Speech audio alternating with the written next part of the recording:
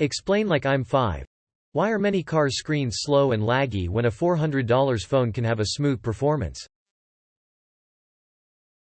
Automobile infotainment and telematics systems are largely proprietary, with less regard to usability and quality user experience design. Oftentimes, software is an afterthought for a car manufacturer.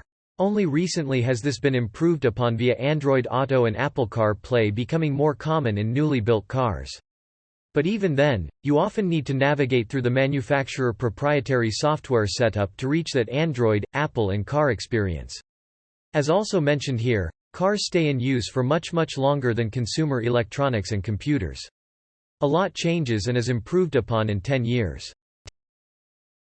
Simply put, many car manufacturers don't care as much.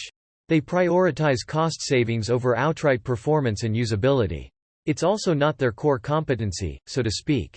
They don't have teams of highly paid, talented software engineers, at least not at the scale that Apple and Google do.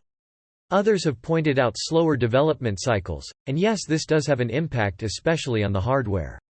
A 2023 model year car, even if it's an all-new model, went into production a year ago, had parts sourced and spec'd a couple years ago, and was designed 3 to 5 years ago. So things like touchscreens and CPUs are already a good 5 years behind the latest technology.